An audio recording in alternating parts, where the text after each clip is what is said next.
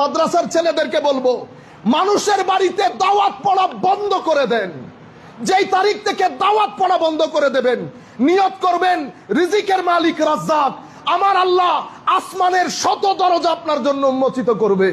দাওয়াত পড়ে আপনাকে খেতে হবে না।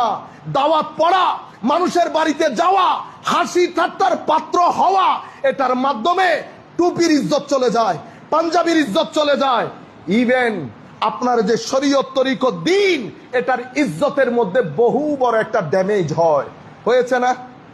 আপনারা কিছু কিছু মানুষ একটু রাগ করতেছেন, কৌজুর এরকম তো হয় না, বিয়ে দেন।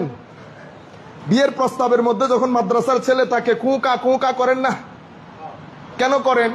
কারণ সিলেবাস পরিবর্তন করে আমাদের ছেলেদের জন্য, আমাদের জন্য শুধু জানাজা রেখেছে, শুধু বিয়ে পড়ানি রেখেছে, এর পরবর্তীতে আপনার ঘরের দাওয়াত রেখেছে। এই তিনটা বাদে রাষ্ট্রের মধ্যে আমার কোনো জায়গা নাই। আমি সার্ভাইভালের জন্য কোথায় যাব? সার্ভাইভালের জন্য আপনাকে 3 বার স্যালিউট করতে হয়, 10 বার আপনাকে তোয়াজ করতে হয়। এই জায়গায় দ্বীনের খেদমতের জন্য বেনিয়াস হইতে হবে। সেই জন্য অপেক্ষাকৃত আপনাদের সমাজের মধ্যে প্রভাবশালী ব্যক্তিবর্গ যারা আছেন, ফাইন্যান্সিয়ালি লেখাপড়ার দিক থেকে আপনারা ছেলেদেরকে মাদ্রাসায় পড়ান। এরপরে দেখবেন আমাকে একজন বলেছে, শুধু হুজুর আপনারা এই করতেছেন, আপনারা সেই করতেছেন।